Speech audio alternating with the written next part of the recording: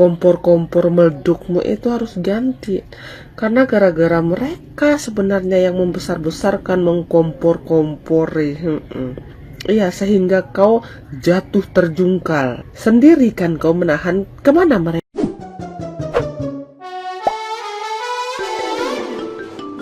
Aksi tangisan Sarwendah di hadapan media saat membahas anak-anaknya kini menuai kritik tajam dari netizen yang budiman. Seorang netizen yang berbakti dengan akun @princess_inggit_d secara menyentil bahwa tetesan air mata tersebut hanyalah bentuk pencitraan semata. Sarwendah dinilai bersikap santun di depan kamera demi menarik simpati publik sebagai ibu tunggal yang mandiri. Namun, sikap manis tersebut dianggap bertolak belakang dengan tindakannya yang diduga berupaya menjauhkan anak dari Ruben Onsu.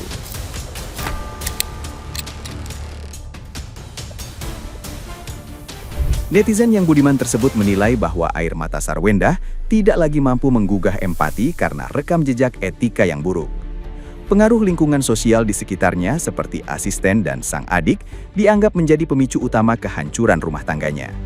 Mereka disebut kerap memprovokasi konflik, namun melarikan diri saat proses hukum memuncak. Sarwendah pun diperingatkan agar menjaga integritas dan berhenti bersandiwara demi kebaikan anak-anaknya.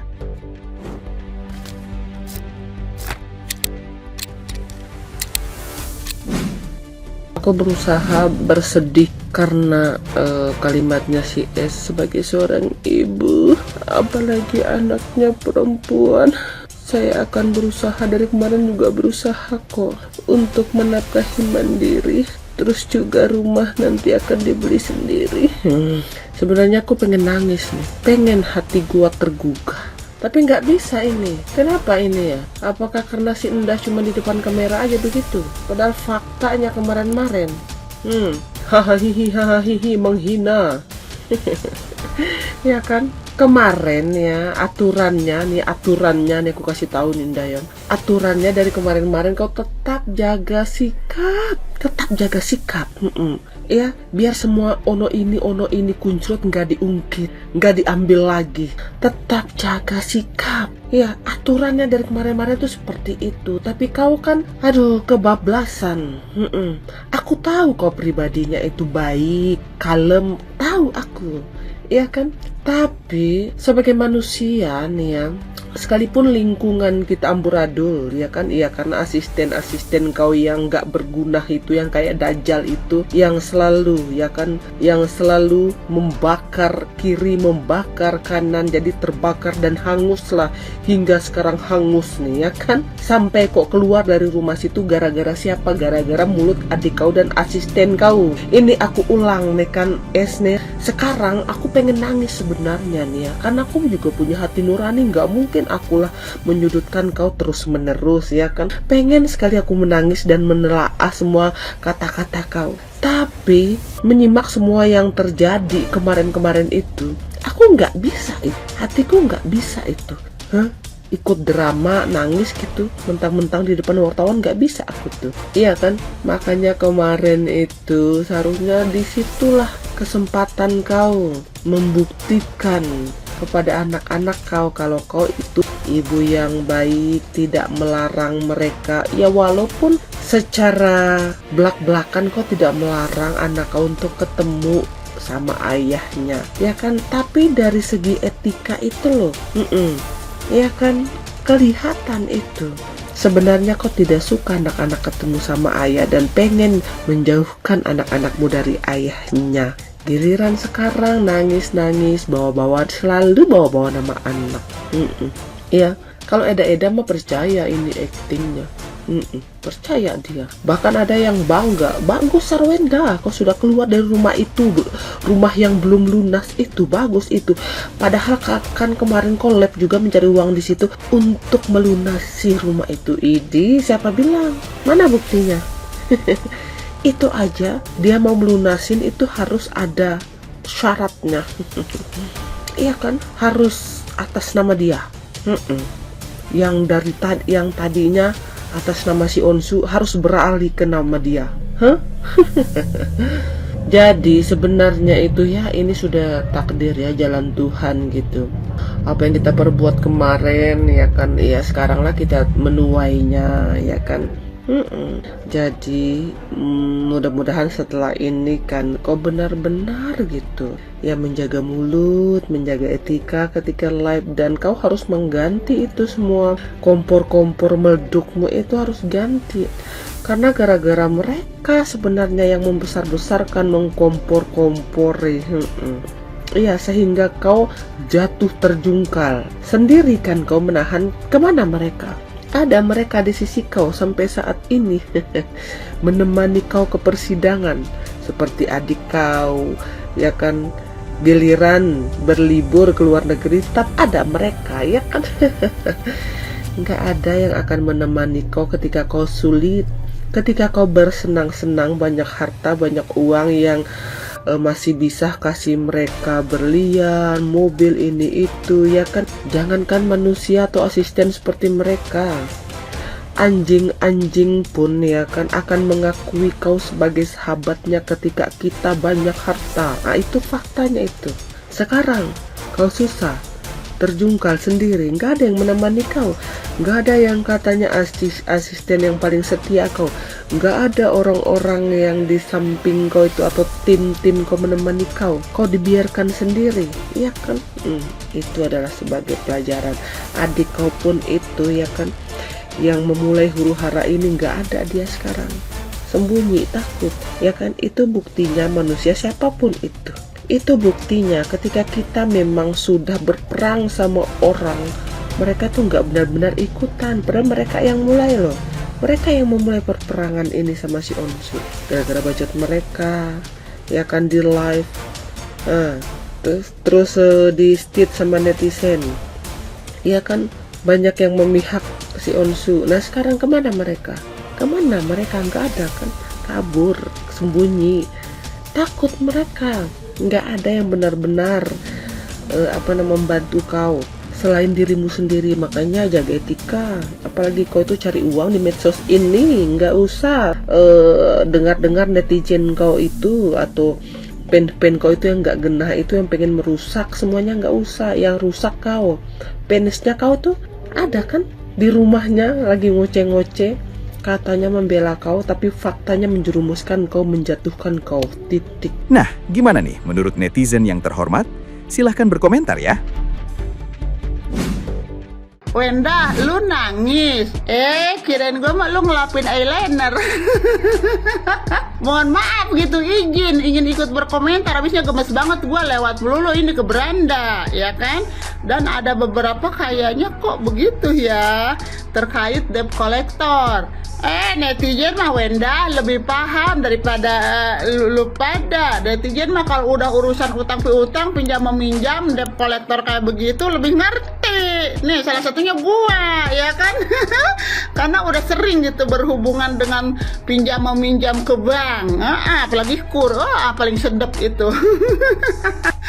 Jadi Wenda begini ya Wenda, kan katanya didatengin debt collector jam 9 malam. Masa debt collector dari bank tersebut kah? Apa dari pinjol? Takutnya nanti si EO gitu iseng-iseng nge-check out pay letter atau apa buat beli produk yang ada di lab, tahu-tahu kagak kebayarin. Ya kan didatengin jam 9 malam. Nah kembali lagi ya Wenda, kalau emang beneran itu dari bank resmi, setahu gua itu semuanya ada prosedur kok, dan panjang jalan ceritanya ya kan, untuk sampai didatangi oleh pihak bank tersebut. Misalkan kita memiliki sebuah pinjaman ataupun cicilan rumah kepada dan bekerja sama dengan salah satu bank tersebut, itu biasanya kalau misalkan kita tidak bisa membayarkan atau menunggak selama 1 bulan, itu hanya pemberitahuan via telepon atau via WhatsApp, ya kan. Di situ tuh diingatkan ya, dan di situ kita masih bisa kok tinggal di rumah tersebut. Nah kagak lama lagi, kalau misalkan sebulan 2 bulan kita masih tidak bisa membayarkan, biasanya itu datang lagi tuh via telepon lagi, via WhatsApp, pemberitahuan beserta surat yang dikirimkan dari bank tersebut. Cus datang ke rumah lu tuh, ke kantong surat lu, biasanya dari kantor pos atau kagak ya ekspedisi lain dah. Belum datang dari bank. Nah nanti baru dah tuh berlanjut lagi 3 bulan, 4 bulan, 5 bulan, barulah lanjut tuh datang dari pihak bank. Itu juga secara resmi, secara rapi, datang di jam kerja sambil membawa surat tugas dan surat total tagihan yang tertunggak. Begitu. Nanti kalau masih berlanjut lagi, nyampe panjang itu berlanjut, barulah nanti ditempel tuh sama pihak bank rumah lo dalam pengawasan bank titik-titik misalkan begitu ya kan. Dari situ masih berlanjut lagi, kalau masih tetap kagak bisa bayar, barulah dilelang dan disita. Prosesnya panjang ya. Dan intinya mah kagak ada yang tiba-tiba kucuk-kucuk debt kolektor datang hanya karena baru telat sebulan ya kan. Terus tengah malam lagi, nggak ada. Kalau dari bank resmi mah, kata gue kecuali kalau dari pinjol kali itu. Coba lu ceki-ceki pay letter lu, takutnya ada yang nge-CO menggunakan pay letter tanpa sepengetahuan lu gitu Wenda, ya kan? Udah kagak usah nangis-nangis Lagian ini juga nih pengacaranya nih ya si Bang Botak. Orang kata gue mah udah mendingan lu diem, kagak usah kesana sini nyampe segala ngomong. Kalau terus disudutkan klien nanti anaknya malah kagak sayang sama si A. Udah bye. Sarwenda sambil menahan tangis siap menafkahi anak sendiri. Ya gimana nggak nangis, karena sekarang Sarwenda harus kerja ya. Kalau dulu kan dia nggak kerja karena semua kebutuhannya udah dipenuhi oleh Ruben Onsu. Beda dengan sekarang. Apalagi sekarang tanggungannya bertambah satu, yaitu pacar CEO-nya. Jadi dia harus benar-benar kerja banting tulang. Sekarang harus dibanyak-banyakin dramanya. Menahan tangis iya, capek iya, stres iya, karena ulahnya sendiri. Oke, semangat ya Mamio. Ini adalah kisah cinta motor Mio dan motor Vario. Guys, udah baca berita belum ya yang terbaru tentang kasusnya artis nih yang lagi masih berselisih paham ya. RO disebut utang 10 miliar ke bank demi penuhi keinginan ya SW. Nah, ini buat pembelajaran buat kita para kaum cowok-cowok. Kita kalau cinta itu boleh, tapi jangan sampai nggak pakai namanya logika. Kita kalau misalnya mau membahagiakan pasangan kita, juga harus diukur dari kemampuan. Jangan sampai maksudnya kita merelakan semuanya sampai utang ke bank. Karena apa? Karena kalau kita nanti suatu saat kita nggak tahu. Kalau misalnya kita nggak mampu, apalagi ekonomi lagi sulit, bener nggak? Nggak selamanya itu orang berada di posisi atas. Nah, kita itu harus aware, harus ngerti gitu. Dan pasangan juga harus ngerti. Jangan maksudnya terlalu menuntut yang berlebihan seperti itu. Ya, nanti kalau misalnya nggak sesuai ekspektasi, itu bakal kecewa, nanti ribut-ribut. Ya, jadi buat para pasangan-pasangan, tolong saling mengerti tentang kondisi keuangannya pasangan masing-masing. Jangan terlalu memaksakan atau jangan terlalu over ya seperti itu. Disesuaikan aja dengan kemampuan ya, supaya nanti itu nggak jadi masalah di kemudian hari gitu loh. Karena zaman sekarang tuh lagi susah, bener nggak? Saya tadi bener-bener udah melihat langsung VT-nya Cici SW dengan anaknya Tania ya. Mereka bertiga kayaknya di dalam kamar deh ya. Dan di situ anaknya Tania ngomong gini nih, dia berdoa bahwa semoga ada rezeki supaya bisa membeli rumah ya. Ya kita melihatnya sih simpati ya. Tetapi kembali kita berpikir seperti ini loh, harusnya masalah ini nggak usah disebar ke medsos ya. Kan kurang bagus juga. Jadi menganggap kayak seperti menyudutkan Koer loh ya. Jadi seolah-olah tuh Koer itu seperti kayak mengusir mereka gitu ya. Apalagi tau sendiri kan, para fansnya Cici SW begitu sangat menghujat Koer ya. Jadi tanggapannya makin lebih buruk lagi untuk nama baik Koer ya. Jadi seolah-olah kayak Koer tuh mengusir mereka dari rumah tersebut ya. Padahal sama sekali Koer tidak ada mengusir mereka ya.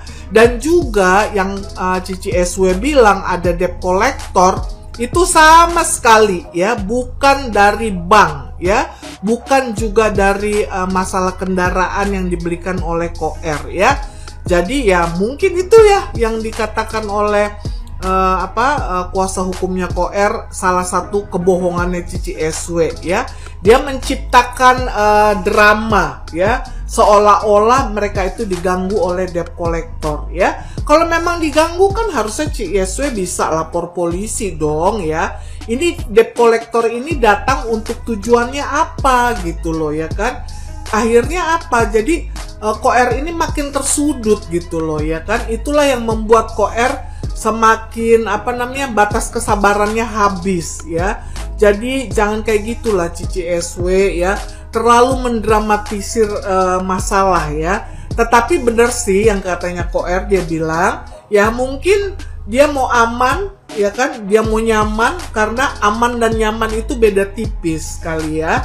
Ya mungkin juga ya kalau kita pikir-pikir Cici SW mungkin mau aman nyaman bersama pacarnya di rumah tersebut yang baru itu ya. Ya udahlah ya teman-teman, kita lihat aja kelanjutan kisah mereka ya. Oke, bye bye.